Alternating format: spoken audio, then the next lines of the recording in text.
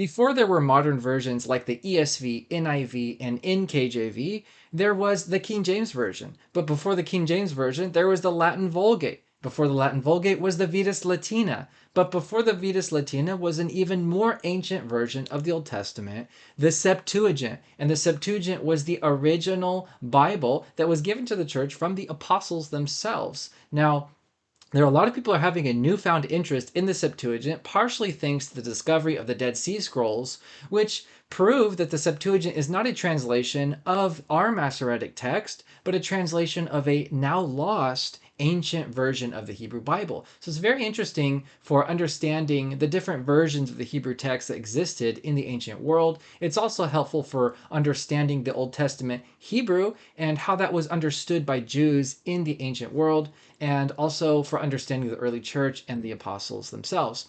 So there are 4 major translations in English today that are available by publishers, which you can get. I'd like to go through each one of those 4 and give you my thoughts on them and help you decide which one you might want to get for yourself. If you find this topic interesting, please subscribe and hit that like button. Let's get right into it. So the first version I'd like to talk about today is the Orthodox Study Bible. Now, the Orthodox Study Bible is not a translation. It's a combination of 2 different translations. The New Testament is the New King James Version of the New Testament. The Old Testament is an original translation called the St. Athanasius Academy Septuagint. So while the New Testament in the Orthodox Study Bible is just a regular New King James Version New Testament, the Old Testament is a unique translation of the Septuagint. It's not a Masoretic text translation.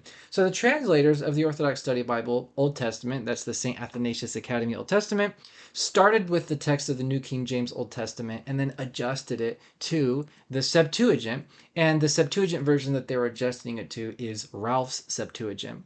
So there are a few things about the Orthodox Study Bible that I think really stand out, and these are really big positives in my opinion. One is that it has a New King James style. So New King James is very literal, but not literal at the expense of readability. So you'll find that this Bible is true to the text of the Septuagint, the meaning of the Septuagint, but is also readable and easy to read, easy to understand and follow. It's a very readable Bible. And I think for devotional purposes, this is an excellent choice. And for those who are curious about the Septuagint, or for those who believe that the Septuagint is the best witness of the Old Testament text and want to make that a part of their devotional life, this is certainly the Bible that you want to be using. Now, would I quote this Bible if I was writing a PhD dissertation? Probably not. But for devotional purposes, it is unprecedented. It also contains helpful footnotes and some commentaries from the church fathers and other helpful articles in there. So the next one that I want to talk about is the Lexham English Septuagint.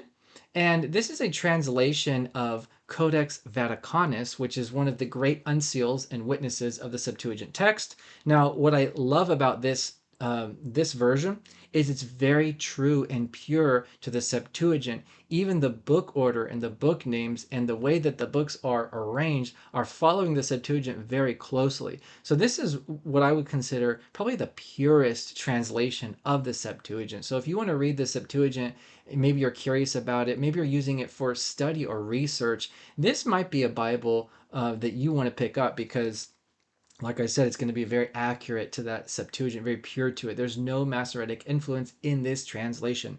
Now, the only downside that I would give for this one is some of the word choices are a little bit strange, but it's certainly readable. They follow an ESV style. That's what they were going for. So it's very readable, very literal, and it brings those 2 together. And I think it's an excellent middle ground on readability and literalness.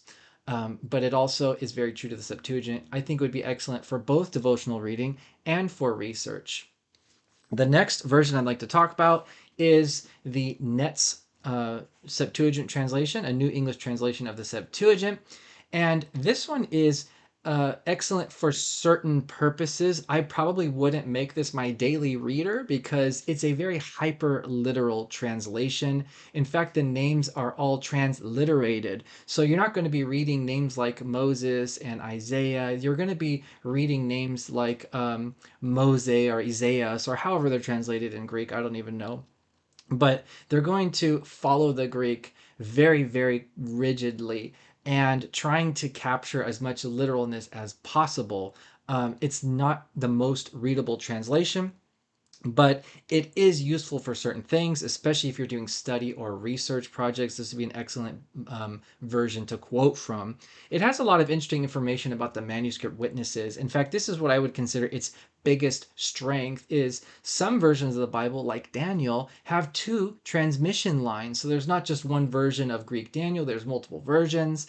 This is a translation of each of those versions. So you'll have side by side in columns the different versions of Tobit or different versions of Daniel and the other books that have multiple transmission lines in Greek. All of those are translated and included in this version. So this is my go-to if I'm curious about different versions within the Septuagint tradition. And if I'm studying deep meanings or text variants, textual questions, this is an excellent book, an excellent translation of the Septuagint for that. So I would say this would be more of a scholarly research style Septuagint, but all around excellent to have in your library. The next one that I like to talk about is the Brenton translation of the Septuagint. And this is an older translation that was done in the 1800s. And it's also based off of Codex Vaticanus. It has a traditional style English, so it's going to read a lot like closer to a King James, I would say. But the great thing about this is inside the text, it actually has here the on the left side and the right side, it has the English translation, but it also gives you the Greek text in the middle. You can see that. So there are two columns on each page. One is the English translation and one is the Greek text that he's translating. So you can actually, if you get this Bible, you kind of get two in one. You get the Septuagint text itself in Greek and you get Brenton's translation. So if you're on a budget and you want to have a biggest bang for your buck, you want to get a translation and the original Greek text, you can pick this up. I think it's an excellent starter. If you're getting into the Septuagint studies, you want a nice translation. As for the translation quality itself, it's excellent. It's traditional. It reads like a Bible. It feels like a Christian Bible because the language that's being used there. It's going to be very literal. Brenton is very scholarly.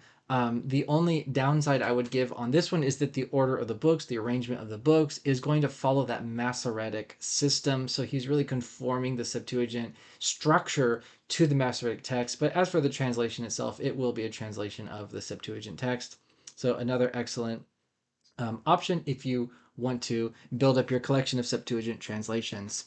So that's what I have for today. I hope you enjoyed it. If you have any questions or comments, please leave a comment below. I love hearing from you. If you haven't already, please subscribe, and I'll see you next time. Thanks for watching.